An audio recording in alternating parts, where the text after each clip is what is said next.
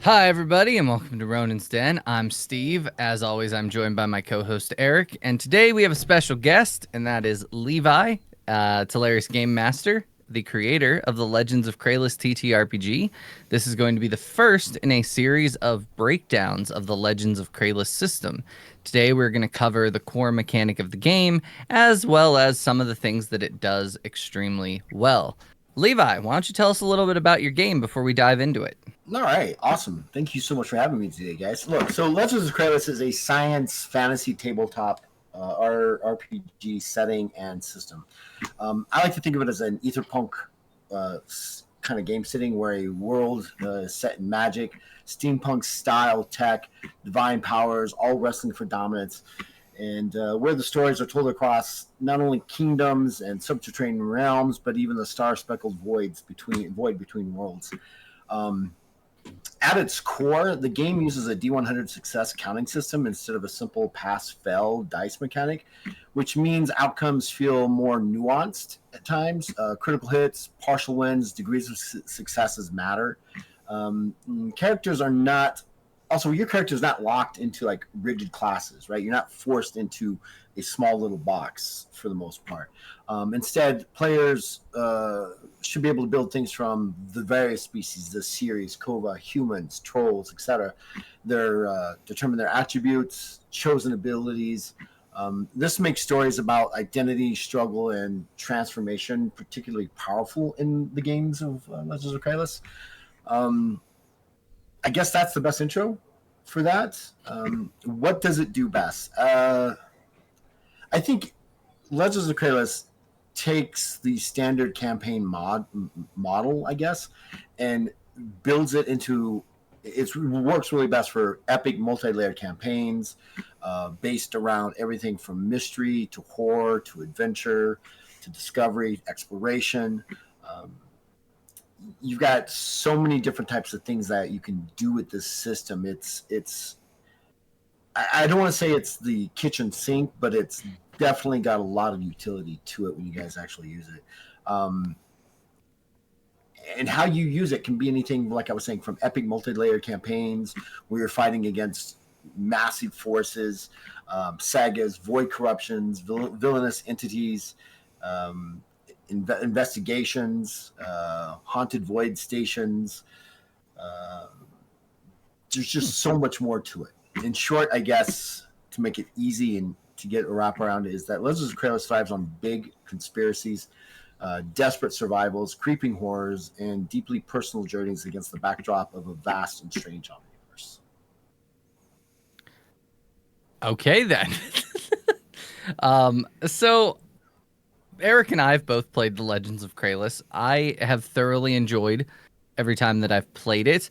I think my favorite thing about The Legends of Kralis as a system is that it seamlessly connects melee, martial, medieval to this science fiction like spaceships and laser pistols.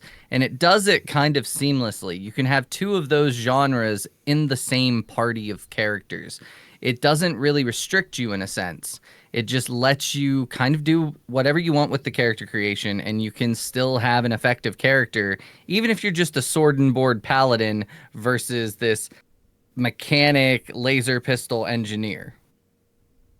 Oh, absolutely. I think that's one of the things that I love, and I'm being biased about Legends of Kratos. You can have just a regular sword and board, and right next to you, you could have a wild-eyed Mannix using pistols.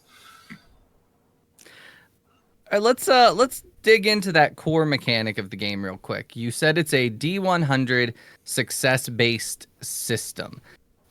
So for those of you watching, what that means is you have a number that is your score or your ability or your whatever, how good you are at something on a scale of 1 to sometimes even over 100. You roll your D100, and if you roll at it or below it, you get a number of successes based on whether or not you are more than 10 below it or 20 or 30. And I'm saying this very out of sync. Hilarious here can probably sum it up So, better. But basically, you're rolling your dice and you're counting your number of successes. Right, and so the best way to take a look is let's just give somebody a skill of 50. We're going to give Eric a skill of 50 and using OBS. He rolls. He gets a 51. OBS isn't recording sound anymore because he just messed it up. Now, let's say he rolls a 96 through 100. He so critically screwed it up, OBS shuts down, kicks his computer off, and walks out the door. That's basically what happens with that. But let's say he's got a score of 50 and he rolls really well. He rolls a 10. That means he's got 4 successes, right? And there's different ways of counting up. We've determined it depends on if you really like math or if you don't like math. I like math, so I would take the 5, subtract the 10, and I've got 4 successes. And that 4 successes allows both the player and the GM to enhance what happens. Sometimes you just need you need a TS of 4 to be successful at this. Well, he got his 4 successes, and we have a show going on right now because of that. So, but let's say he critically scores it. Let's say he rolls an OT1 through OT5. Now he's got 5 successes, and then he gets a critical determination roll based off a D10. And because we like Eric, we're going to give him he rolls a 10, so he adds 10 more successes to that. So now he's got 15 successes. Not only is he producing, engineering, authoring, editing, and doing everything all at the same time while we're live, he does it expertly well, and no one ever sees the slip between the seams. Yeah. And we're definitely going to be doing videos talking about how to count up those successes and how that system works. Because I know we just like shotgunned people with a bunch of system jargon with TSs. We didn't, in order to figure out, one thing I do want to touch on real quick though, that is important for today's video is how do you determine the number of successes? So the best way to think about it is, well, the only way to think about it is for every 10 that you get below your number, you generate 1 success. So giving, again, Eric a score of 50, and he rolls a 49. Because he rolled beneath 50, he automatically generates 1 success, right? And for every 10 below, so at 40, 30, 20, 10, you gain 1 additional success for that. And that's part, and just skipping back to that to fast forward, you can do a count up system. He rolls a 12, but his score is 50. His engineering score for online videoing is 50. So he rolls a 12. So we start with 12, right? So 12, 22, 32, 42. Doesn't have a skill of 52, so that doesn't count. So he's got 4 successes. That's one of the easy ways to, if you want to learn if you need to count up. And a lot of people do when we're at conventions. They do a count-up system. Some people that are really good with math instantly pick it up and they start just subtracting and they get it. Sounds good. I think I want to close off this video here with. I know you gave us like this huge list of the things that you feel Kralis does. Personally, the way I felt like it, and correct me if I'm wrong, Kralis, when you're running it, it's one of those systems I think handles those high fantasy, science fiction, combat forward scenarios quite well. How does it handle, in your opinion, combat light campaigns for people who want to do more of the theater kit experience? Would you say this would be a good system to pick up for that, or would you say it's more in line with your traditional science fantasy type game systems? So I'm going to try to understand exactly what you said. It's not a light system, right? It's not your Fabula Ultimas. It's not your Kids on Bikes. It's not your OSR kind of games, right? It is more along the lines of the bigger games that require, and I wouldn't even say game system mastery, but a little more in depth, right? You've got Palladium, you've got AD&D Second Edition, you've got GURPS, you've got all those other ones. So that's where that is. Now, if you want to play it more narratively, you can play it narratively and call for checks occasionally as you need them. And we have a whole, if you want to avoid combat altogether, we've got a great, because it's a skill-based, skill-driven system, your combat system can easily be a skill combat system, right? It can be me trying to convince Steve and his character to do X. Well, Steve and his character have got a skepticism, so they can try not to believe what I'm saying, and maybe they are successful, maybe they're not. I don't know if that actually answers the question though, because I'm having a hard time understanding it. No, I think that hit it for me. So I'll interject here because I've played Kralis and I've run Kralis. You can do a narrative combat light experience with Kralis. If you look at the skills, just from the skill section, there are a lot of things in there like engineering and various other ones that are very social. There's convince, there's skepticism, there is a lot of different things that you can build a political style of game. It's there. The stuff is there for you. And all of the skills in the book of Legends of Kralis are very detailed and give you a ton of information of what exactly can you do with this skill. So I'm just going to look at Convince real quick. It tells you what you can use to roll it, which is strength or charisma.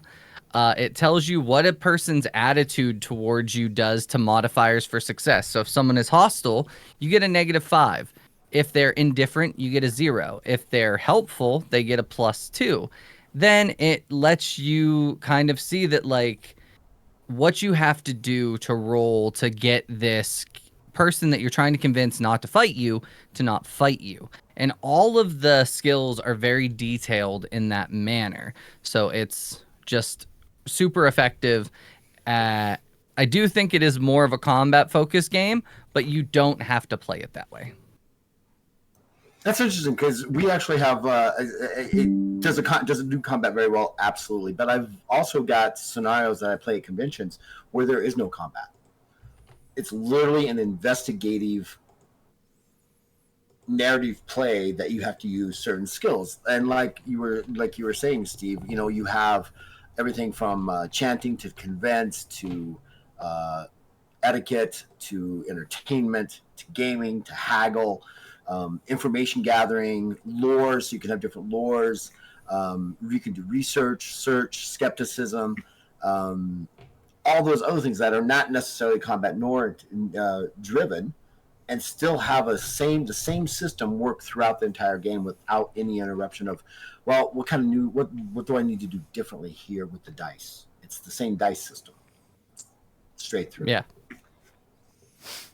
That answer your question at all, Eric? No, it quite well. It covered all the bases. Okay. Okay. But yeah, that's the core mechanic of the game. You roll a D100, you check it against your skill in that ability or skill. You count your number of successes, and that is how well you do or not do. We've also covered kind of what the system is really good at. I personally think the highlight of the system is the character creation. You can actually make about any character you want to make. And I think that is a insane thing to say, considering a lot of systems tout that. But Kralis pretty much delivers on whatever you want to play, you can probably play it in Kralis.